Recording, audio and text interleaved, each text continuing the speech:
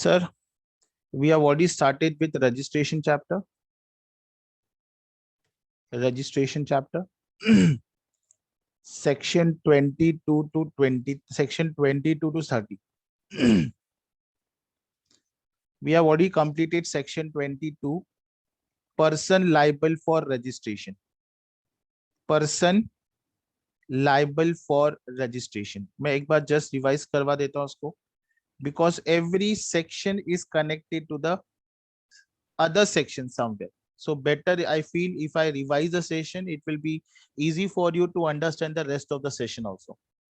Person liable for registration में sir सबसे पहले supply होना चाहिए, and we have to see whether the supply services का है और goods and services का है और notified goods का है, or we have only goods other than notified, other than notified, other than notified.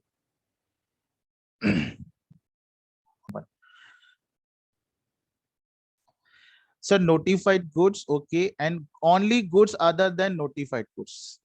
Sir यहाँ पे लिमिट क्या है? अगर आप स्पेशल कैटेगरी स्टेट्स में आते हो तो आपके पास लिमिट 10 लाख का होगा. अगर आप अदर स्टेट्स में आते हो तो आपके पास 20 लाख का होगा. Other states oblique union territory. ठीक है. In case of notified goods, in case of goods हमारे पास 3 कैटेगरीज है. क्या आप स्पेशल कैटेगरी स्टेट्स में आते हो? Whether you cover under special category states, then if it is yes, it is 10 lakh. Sir हम समाप्त में आते हैं तो sir 20 lakhs, and other states and union territory में आते हो तो 40 lakhs. This is what we have seen.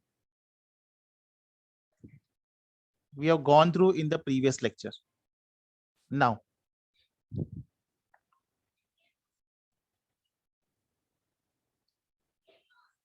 sir, as you are saying 10 lakh, 20 lakh, 30 lakh, what is this? What is that? Sir, this is nothing but aggregate turnover. So aggregate turnover में क्या include होगा and क्या include नहीं होगा, this is also we have seen. So मैं इसमें ज्यादा discussion नहीं करूंगा. इसमें दो बातें मेरे को आपको बताना है. अगर आपने एजेंट करके ऑन बिहाफ ऑफ सब प्रिंसिपल अगर आपने सेल किया है तो आपको उसको इंक्लूड करना है. ठीक है. दूसरा, if you are doing a job work on behalf of some other principal, will not include it in turnover, will not include in aggregate turnover for calculating the aggregate turnover for registration purpose. Then उसके बाद हमने कुछ extra point भी किए थे. अगर जिस date पर आप इलिजिबल हो गए for registration, with in 30 days के अंदर आपको रजिस्ट्रेशन कराना कंपलसरी है. हमने ये भी देखा था अगर आप ऑलरेडी रजिस्टर्ड हो before GST under old provision तो भी आपको नया रजिस्ट्रेशन कराना कंपलसरी. फिर हमने सक्सेशन का पॉइंट देखा था. सक्सेशन का मतलब होता है the person registered dealer already doing business, may be if he pass on business to someone other person by succession, तो सेकंड पर्सन को क्या करना है? नया रजिस्ट्रेशन लेना है. He can not continue with the old registered. और anyone after the death of registered dealer, and if that business is taken over by legal heir, then the legal heir is supposed to take fresh registration. He will not continue the previous registration. और एक अमल commission का भी हमने point देखा था और D merger का भी देखा था. अमल कमीशन मैंने आपको बताया था company A company B, they're already having the license. When they will merge with as an A and B, तो वो A और B के लाइसेंस से नहीं चलेंगे, वो नया लाइसेंस निकालेंगे, जीएसटी निकालेंगे number, that is GSTN for AB limited. But ये दोनों जब डीमर्ज हो जाएंगे तो उनका जो कॉमन लाइसेंस है AB के नाम से वो निकल जाएगा, and they have to take a new licence, fresh licence as registration number GSTN for A and B, that is merger, amal commission and demerger. So this is what we have done under section 22. Now आज हम start करेंगे section 23. Now what is section 23? Section 23, person not liable for registration. Person not liable for registration.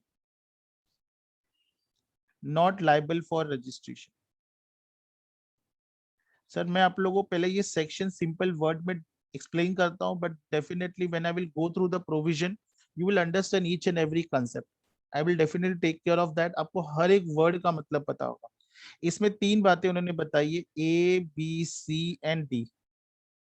उसने बोला अगर कोई भी person 100%, instead of 100% they have used the word exclusively. 100% मैं word use कर रहा हूं। अगर कोई भी पर्सन सिर्फ और सिर्फ नॉन टैक्सेबल गुड्स का सप्लाई कर रहा है, नॉन टैक्सेबल सप्लाई, बेटा वो सप्लाई ही नॉन टैक्सेबल का कर रहा है तो जीएसटी कहां से लगेगा? तो ऐसे पर्सन को सेक्शन जीएसटी का रजिस्ट्रेशन नहीं करवाना है, ऐसा सेक्शन 23 में प्रोविजन दिया हुआ है। अगर कोई पर्सन 100% एक्सक्लूसिवली, 100% मैं लिख रहा हूं, ध्यान देना है, नोट्स में लिखा हुआ, बुक में लिखा हुआ है, सेक्शंस में एक्सक्लूसिवली वर्ड लिखा हुआ है। अगर कोई भी person exclusively exempt goods supply करता है, एग्जेम्प्ट गुड्स बोलो या सर्विसेज बोलो, under section 23 he is not suppose to go for registration as he is covered under section 23।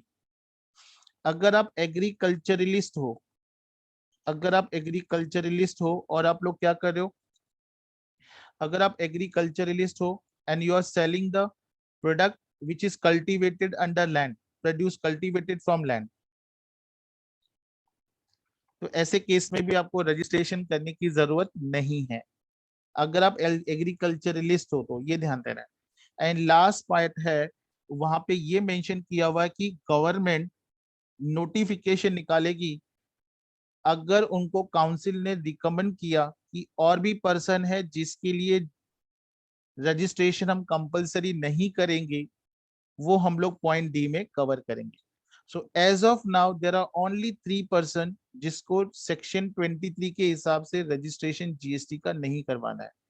First person who is totally exclusively doing supply of non taxable goods, number 2 exclusively involved in exempt supply, number 3 agriculturist. Point number D में ये बोला है कि government notification निकालेगी, notification issue करेगी अगर GST council उनको recommend करता है कि और भी ऐसे पर्सन है फ्यूचर में होने वाले होंगे जिनको हम रजिस्ट्रेशन कंपलसरी नहीं करेंगे, वो भी आ जाएंगे। बट उन्होंने नाम मेंशन नहीं किया, वो बोले आ सकते हैं, उन्होंने ऑलरेडी प्रोविजन बना के रखा हुआ है, और भी पर्सन आ सकते हैं।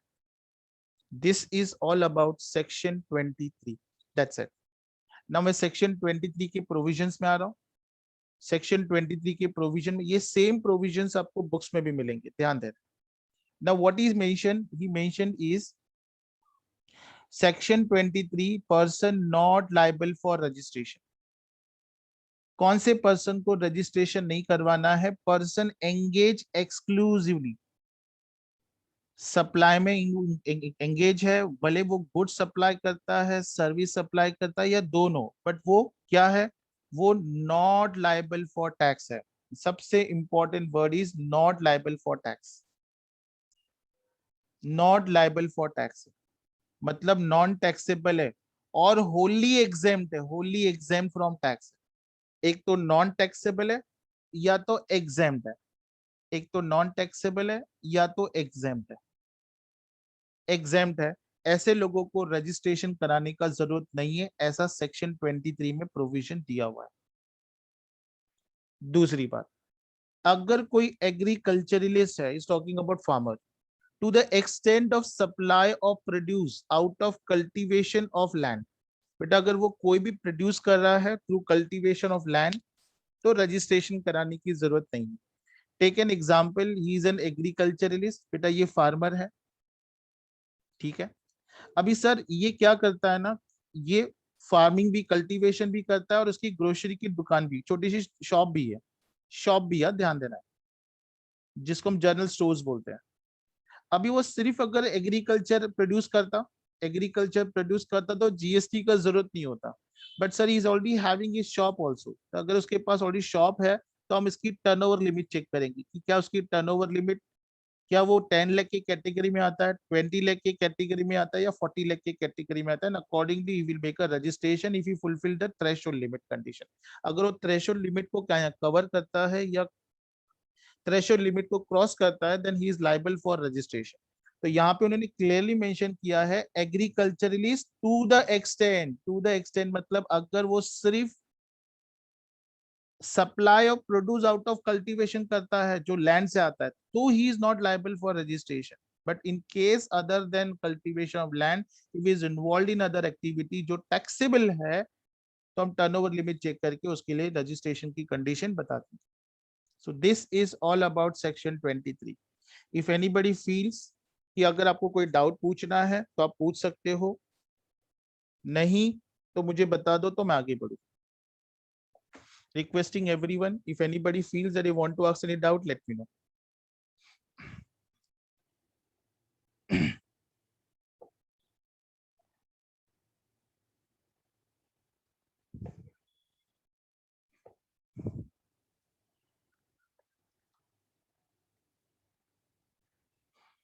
ठीक है.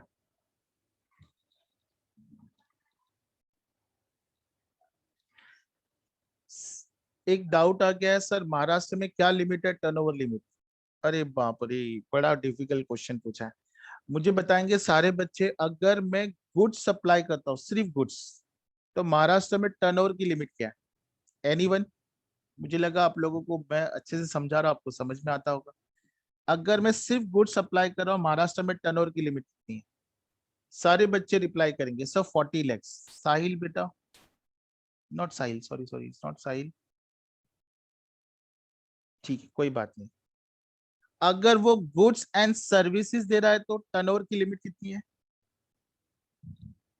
टर्नओवर की लिमिट कितनी है? And he is from Maharashtra, he is from Maharashtra, 20 lakh.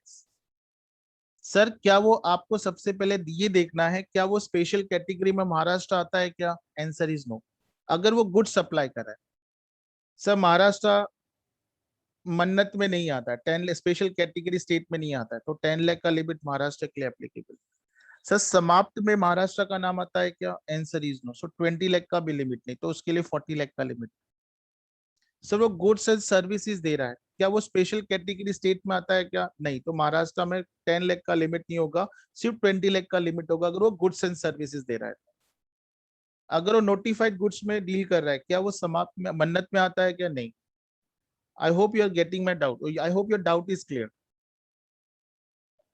If anybody having any doubt please let me know. अगर किसी को पूछना है तो पूछो, कोई भी डाउट पूछना है please list, please you can put your doubt in the chat box.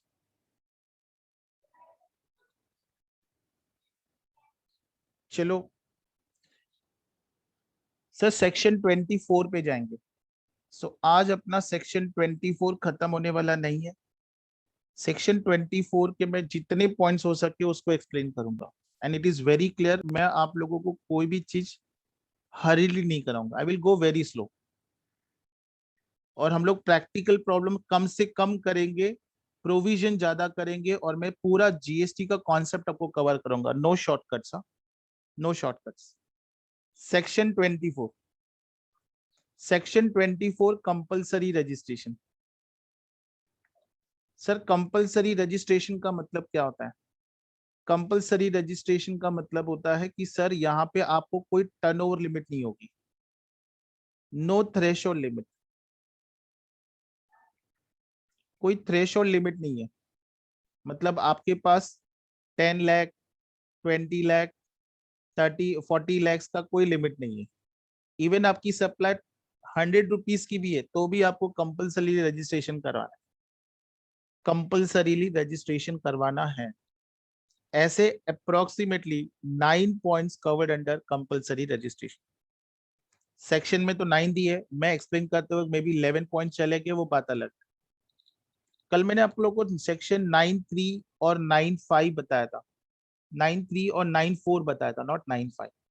So I hope आपको 9(3) और 9(4) अच्छे से पता है. आज हम लोग 9(5) भी इसमें करेंगे डिटेल में, डिटेल में. एक स्टूडेंट ने पूछा sir section 9 covered under CGST, SGST, IGST, UT GST. Very good question. मैंने आप लोगों को पहले ही बताया था कि हमारे पूरे जीएसटी में हम लोग सिर्फ सीजीएसटी और आईजीएसटी का ही सिलेबस करेंगे. We are not learning any provision as per SGST. तो महाराष्ट्र के पॉइंट ऑफ व्यू से नहीं पढ़ना है, क्योंकि मैंने आपको सिंपल एग्जांपल दिया था. जीएसटी ये सब्जेक्ट अगर सीए के सिलेबस में है तो वो बच्चे लोगों का महाराष्ट्र का क्वेश्चन पेपर अलग, स्टेट वाइज पेपर नहीं निकालेंगे। सो बिकॉज ये भी ध्यान देना है। सो अवर whatever the law we are going to cover under this syllabus, it is either CGST as well as IGST, दोनों करेंगे। सर कंपलसरी रजिस्ट्रेशन के लिए कोई थ्रेशोल्ड लिमिट नहीं होता है। सबसे पहला कंडीशन, सबसे पहला कंडीशन है inter state supply. Inter state supply बेटा यहाँ पे क्लियरली मेंशन किया है, inter state supply. Okay sir, इसका मतलब इट इज वेरी क्लियर, अगर कोई पर्सन मुंबई का है और वो कोई सप्लाई गोवा में करता है, Mumbai comes in Maharashtra and Goa, Goa Maharashtra में आता है। Yes, is Goa is a part of Maharashtra or not a part of Maharashtra? No sir, it is not a part of Maharashtra. Very good. So tell me, is it the movement supply goods to Goa?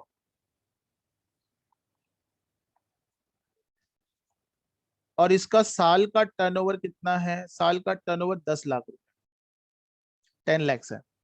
Sir यहाँ पे turnover matter नहीं करता है, that person involve in inter state transaction, registration compulsory. तो कोई भी transaction अगर आप इंटर स्टेट करते हो तो आपके लिए रजिस्ट्रेशन कंपलसरी है, कंपलसरी है इररिस्पेक्टिव ऑफ टर्नओवर। ठीक है सर, बट गुड्स के इसमें एक एक्सेप्शन है, एक्सेप्शन मैं आपको सिंप्लीफाइड वे में बता रहा हूं, बट जब मैं इसको डिटेल में, और भी एक बात और भी ध्यान देना है, अगर आप अपना सिलेबस देखोगे तो इतना डिटेल में नहीं रहेगा, उसने सिर्फ दिया रहेगा इंटर स्टेट सप्लाई ना। जब इंटर स्टेट सप्लाई आता है तो वहां पे दो बातें आती, क्या वो गुड्स के बारे में बात कर रहा है, सर्विस के बारे में बात कर रहा है, गुड्स एंड सर्विस के बारे में बात कर रहा है। ये आपके सिलेबस में नहीं दिया रहेगा, आपके सिलेबस में सिर्फ इंटर स्टेट सप्लाई दिया रहेगा। But when you go in a professional courses, that every wording will be very, very important for you. And you have to be very careful about each and every line, each and every line. अभी मैंने कहा एक मुंबई से गोवा पे transportation और मैंने goods supply किया गोवा में, since it is not in same state, it is an inter state transaction, तो रजिस्ट्रेशन कंपलसरी है। रजिस्ट्रेशन क्या है? कंपलसरी। बट उन्होंने ये बोला है कि अगर सर ये सप्लाई है महाराष्ट्र से गोवा जा रहा है, और वो भी क्या है? सप्लाई ऑफ गुड्स, और वो गुड्स कौन से गुड्स है? हैंडीक्राफ्ट गुड्स है। कौन से गुड्स है? हैंडीक्राफ्ट है। यहाँ पे रजिस्ट्रेशन अगर करना है तो सेक्शन 22 के हिसाब से करो।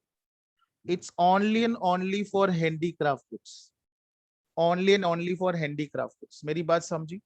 ये ध्यान देना। If anybody has any doubt in this, late me know. अगर आप मुंबई से गोवा कोई सप्लाई कर रहे हो गुड्स, इंटरस्टेट है, it is not necessary Goa, it can be Gujarat, it can be UP, it can be Rajasthan, it can be any other state other than Maharashtra. अगर कोई भी मूवमेंट हो रही है रजिस्ट्रेशन कंपलसरी है, बट अगर गुड्स की मूवमेंट हैंडीक्राफ्ट गुड्स की है तो रजिस्ट्रेशन आपको 24 के हिसाब से नहीं देखना है, आपको सेक्शन 22 फॉलो करना है। इसका मतलब यहाँ पे आपको टर्नओवर लिमिट चेक करना है। Point number 1। इसमें भी बहुत सारी बातें हैं, मैं अभी नहीं बता रहा हूँ। नाउ सर आपने अभी गुड्स के बारे में बताया, बट अगर मान लो गुड्स की जगह अगर मैं सप्लाई दूं, यहाँ पे मान लो मुंबई के पर्सन ने सर्विस दी यूपी वाले को, सर्विसेज दी, सप्लाई सर्विसेज, सप्लाई सर्विसेज, तो क्या वो सेक्शन 24 में कवर होता है? Answer is no. इसका मतलब यहाँ पे इंटर स्टेट सप्लाई सिर्फ और सिर्फ गुड्स का होना चाहिए, सर्विसेज का नहीं होना चाहिए। तो अगर आप कोई भी सर्विसेज अदर स्टेट पे दे रहे हो तो रजिस्ट्रेशन के लिए सेक्शन 22 अप्लाई होगा। जैसे मैंने मेंशन किया, आपके लोकल टेक्स्ट बुक्स जो होंगे, लोकल टेक्स्ट बुक्स, वहां पे सिर्फ दिया रहेगा इंटर स्टेट सप्लाई। फिर कभी कभी ऐसा होता है ना, हम प्रैक्टिकल प्रॉब्लम सॉल्व करते हैं और वहां पे आया inter state supply of services, फिर बच्चे कंफ्यूज हो जाते हैं कि सर ने टर्नओवर का लिमिट क्यों अप्लाई किया। इंटर स्टेट सप्लाई तो सर सेक्शन 24 में होता है, सर एक बात बताता और करता कुछ और है। That should not happen. I hope you are getting. तो अगर आप कोई भी सर्विसेज दे रहे हो किसी अदर स्टेट पर तो कंपलसरी रजिस्ट्रेशन का प्रोविजन अप्लाई नहीं होगा, प्रोविजन अप्लाई होगा डायरेक्ट सेक्शन 22 का, और वो भी टर्नओवर लिमिट का।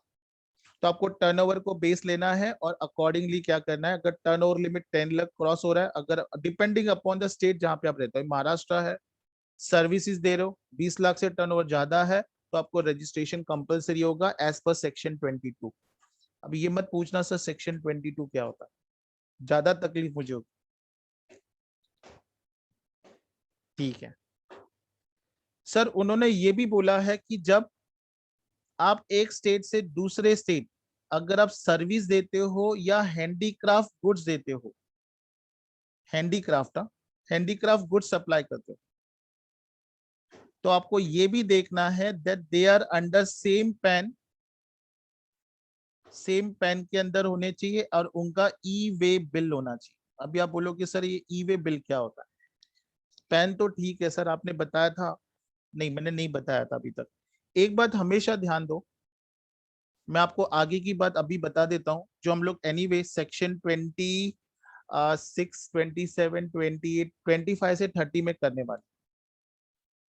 सर अगर आप महाराष्ट्र में हो, अगर आप महाराष्ट्र में हो और महाराष्ट्र में आपका बिजनेस पूना में भी है, मुंबई में भी है, नासिक में भी है और नागपुर में भी है, मुझे बताओ बेटा क्या ये सारे बिजनेस सेम स्टेट में है? हाँ सर ये बिजनेस सारे सेम स्टेट में।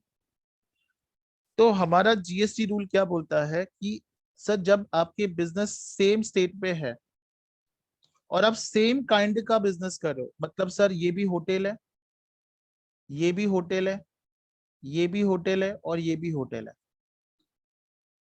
सेम वर्टिकल बिजनेस है, तो आपको क्या करना है ना, चारों के लिए एक ही लाइसेंस निकालना है, एक ही रजिस्ट्रेशन कराओ। Only one registration is must, sufficient है, वन रजिस्ट्रेशन सफिशिएंट। क्या है? Only one registration is must. ठीक है सर, समझ में आ गया। सर नाउ अभी क्वेश्चन ये है कि सर अगर मुझे रजिस्ट्रेशन कराना है तो आप हमें बताओ मैं रजिस्ट्रेशन किसका करूं। तो बेटा आपको डिसाइड करना है, आपको पुणे ब्रांच का करना है, पुणे में रजिस्ट्रेशन, पुणे के नाम से रजिस्ट्रेशन कराना है, रजिस्ट्रेशन नासिक के नाम से कराना है, रजिस्ट्रेशन नागपुर या मुंबई से, ये आपको चॉइस दिया गया। क्या दिया है? आप लोगों को इसका चॉइस दिया गया।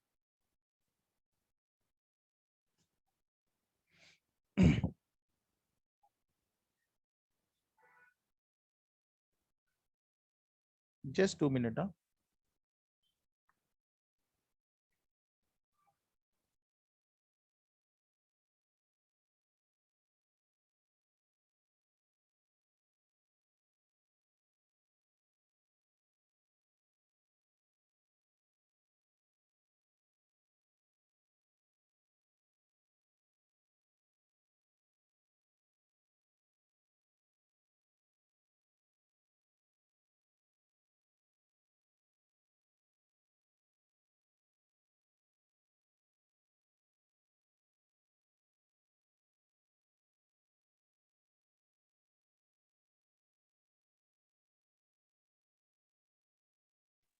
ठीक है सर।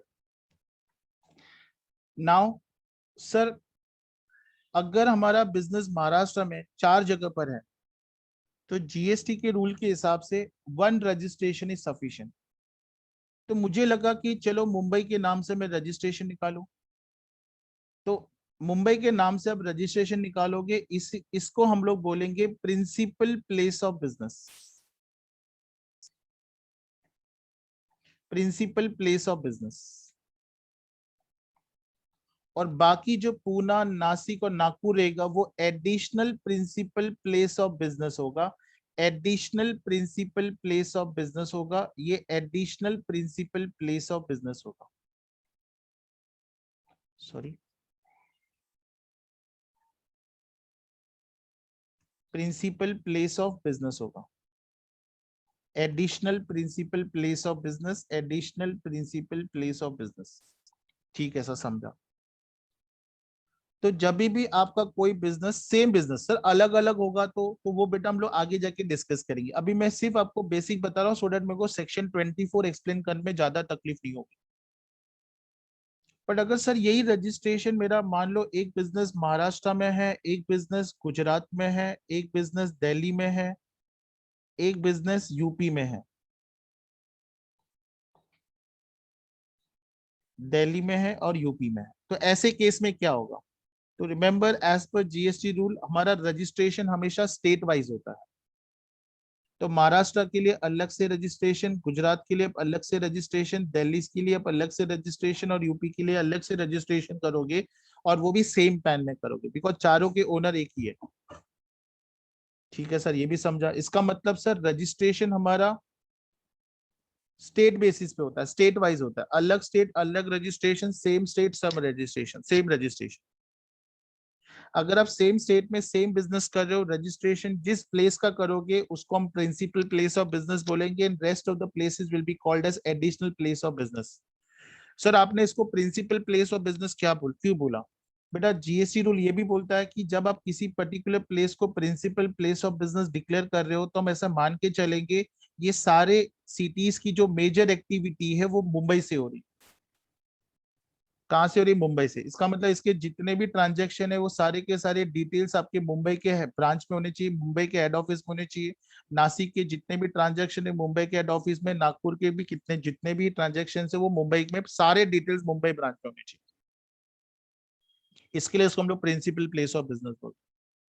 ठीक है, एक बच्चे ने पूछा सर मान लो अगर मुझे अलग अलग रजिस्ट्रेशन करना है, तो बेटा जीएसटी ने आपको ऑप्शन दिया, भले इसका अलग अलग रजिस्ट्रेशन करो कोई फर्क नहीं पड़ता है। आप अलग अलग रजिस्ट्रेशन भी करवा सकते हो, choice option is given to you, but single registration is sufficient, or if you are doing same kind of business in the same state। ठीक है, तो मैंने यहाँ पे इसलिए ये बात बताई बिकॉज अभी मुझे आपको ये बात बतानी। सर आप मुंबई में बिजनेस कर रहे हो, आप यूपी में बिजनेस कर रहे हो, take an example.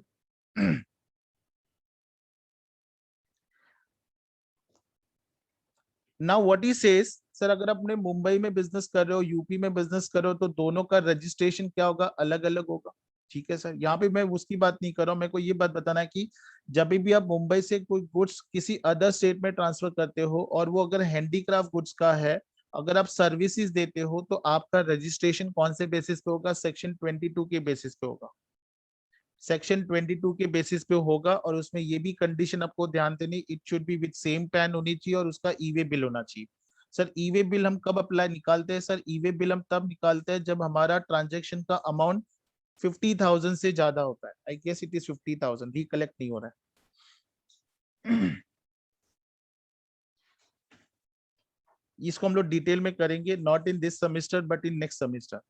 whoever the teacher will teach this subject to you in the next semester will take the concept of e-way bill। ठीक है सर, तो सर हमने पॉइंट नंबर 1 में ये देखा कि इंटरस्टेट सप्लाई अगर गुड्स का है अदर देन हैंडीक्राफ्ट गुड्स, तो आपको कंपलसरी रजिस्ट्रेशन कराना है। And if it is other than, if it is interstate supply of handicraft goods, तो आपको सेक्शन 24 में कंपलसरी रजिस्ट्रेशन नहीं कराना है, आपको सेक्शन 24 के 22 के हिसाब से जाना है, टर्नओवर लिमिट चेक किया जाएगा। अगर आप कोई भी इंटरस्टेट सप्लाई ऑफ सर्विसेज ले रहे हो तो उसके ऊपर भी सेक्शन 24 अप्लाई नहीं होगा, सेक्शन 22 ही फॉलो होगा। ठीक है, as per as my knowledge is concern, ये मैंने आपको बता दी। Point number 2, if you find any changes, कोई अमेंडमेंट, लेटेस्ट अमेंडमेंट होगा, and if you knows it let me know, I will be definitely happy to know the latest amendment in this. So point number 2, so point number 2 है casual taxable person. सो ना casual taxable person कौन होता है? सो casual taxable person is a new concept for us, ध्यान देना है। Sir आप लोग ने देखा रहेगा कश्मीर से, श्रीनगर से लोग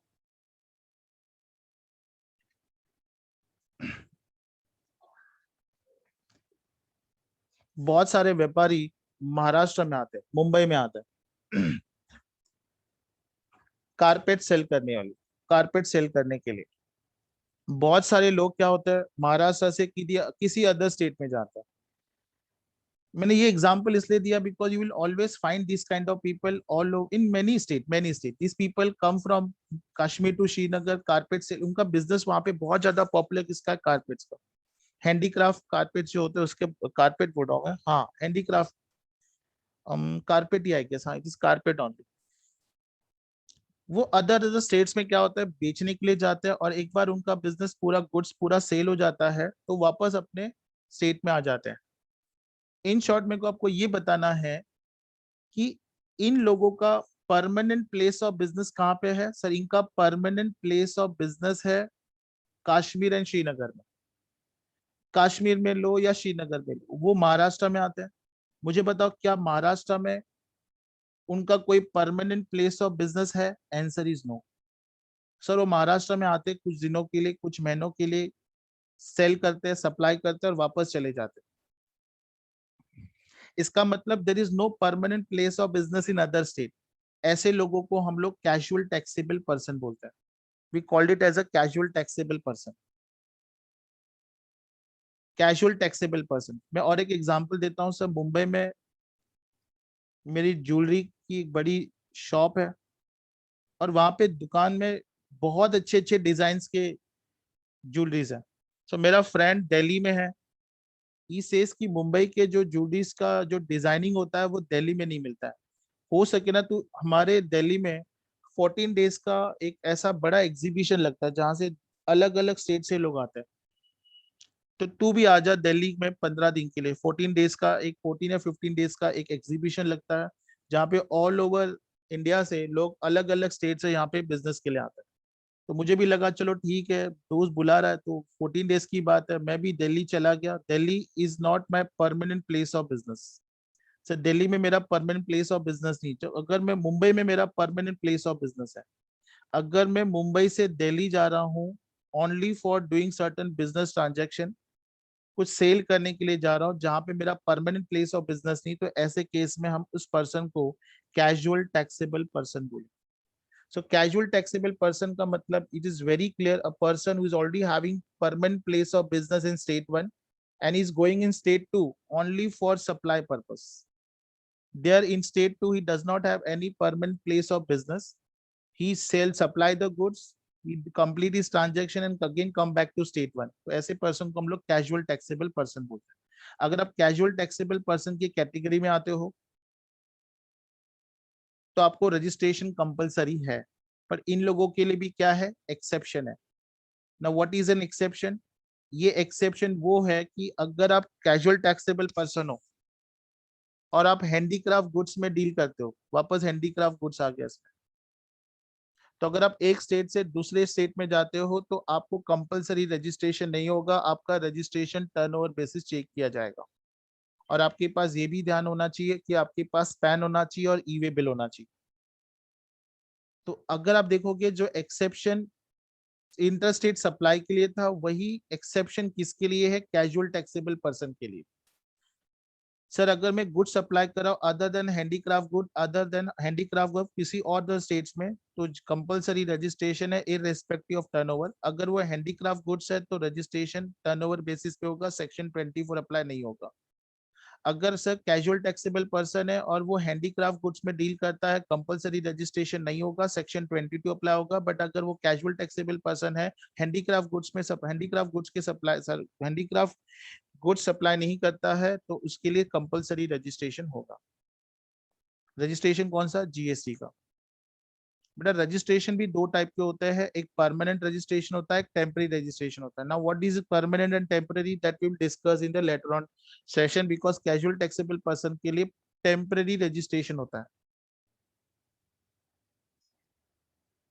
ये ध्यान देना है। अभी एक बच्चे ने पूछा कि सर हमारे पास एक बात हमें ये समझ में नहीं आ रही कि हैंडीक्राफ्ट गुड्स के लिए एक्सेप्शन क्यों होता है। बेटा आई एम रियली सॉरी, मुझे इसका लॉजिक नहीं पता, अभी लॉ में दिया है वो मैं बता रहा हूँ। अभी ये लॉ बनाने वाला पार्लियामेंट, अभी ये क्वेश्चन मेरी हिम्मत तो पार्लियामेंट से पूछने की नहीं है कि आपने एक्सेप्शन में ही हैंडीक्राफ्ट गुड्स को क्यों डाला है।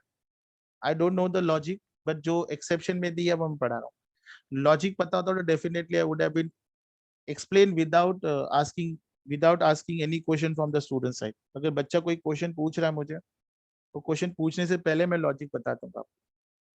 ठीक है सर। तीसरी बात आती है person, person who are required to pay reverse charge. I hope आपको पता होगा रिवर्स चार्ज क्या है। सर रिवर्स चार्ज का मतलब क्या है?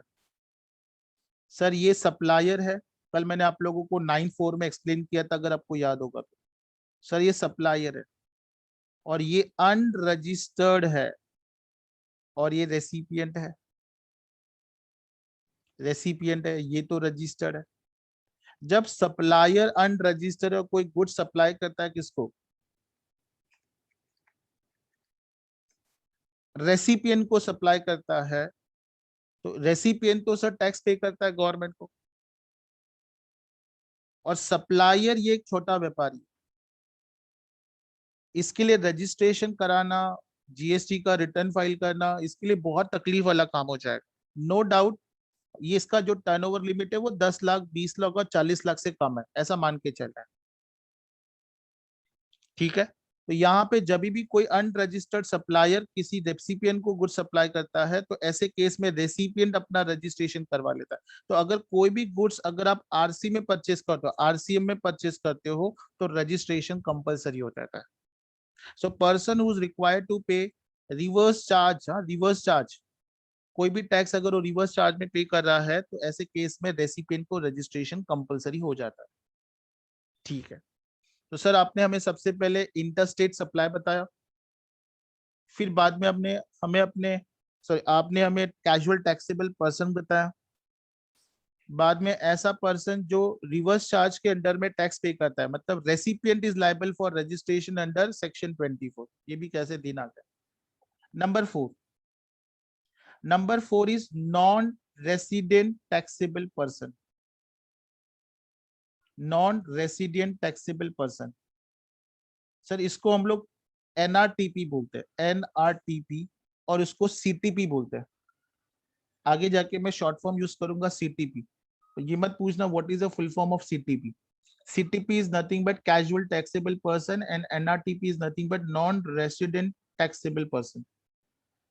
मान लो कोई यूएसए से इंडिया में आया है। सर यूएसए से इंडिया में आया है, यूएसए में से इंडिया में वो सर्विस के लिए आया, वो सर वो सर्विस देने के लिए इंडिया में आया। तो जब वो इंडिया में आएगा तो इंडिया में उसको एनआरटीपी कहा जाएगा। तो ऐसे केस में उसको रजिस्ट्रेशन क्या होगा? सर रजिस्ट्रेशन कंपलसरी होगा।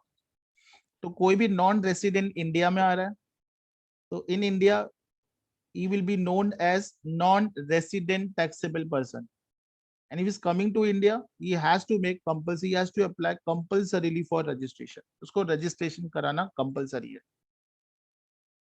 मैं मान के चल रहा हूँ आपको मेरी बात ठीक से समझ में आ रही। So 4% we have done। Fifth one now। Fifth one is, sir अगर आप person who makes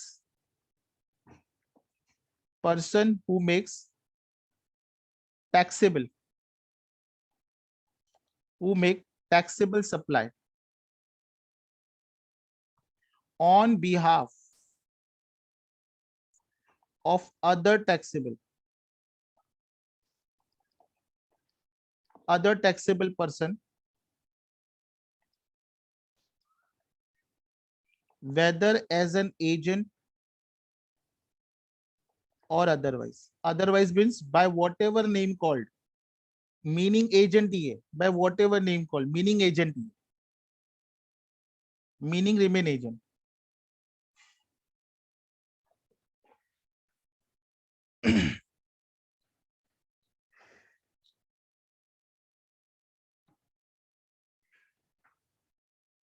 अभी एक स्टूडेंट ने मुझे पूछा सर एनआरटीपी में सिर्फ सर्विसेज होंगे, गुड्स नहीं होगा क्या? बेटा मैं इसके बारे में ज्यादा डिस्कशन करूंगा, डोंट वरी। जब हम लोग ई कॉमर्स कंसेप्ट करेंगे, इसी के अंदर मैं ई कॉमर्स बताऊंगा आपको, ई कॉमर्स ऑपरेटर, इको बोलते हैं उसको, वो डाउट आपका यहाँ पे सॉल्व हो जाएगा। सर अगर आप एज एन एजेंट करके किसी के बिहाफ में, एज एन एजेंट करके किसी के बिहाफ में कोई भी गुड सप्लाई करते हो तो आपके लिए रजिस्ट्रेशन करना कंपलसरी।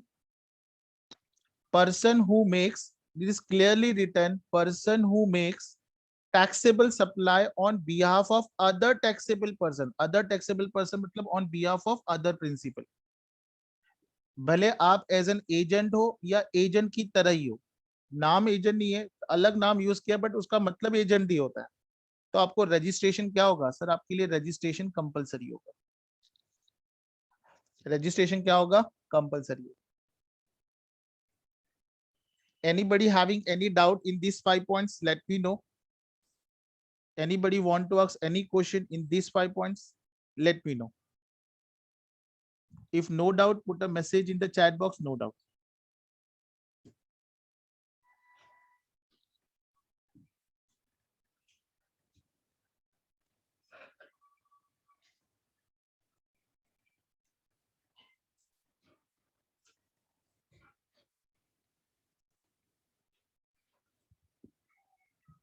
ठीक है।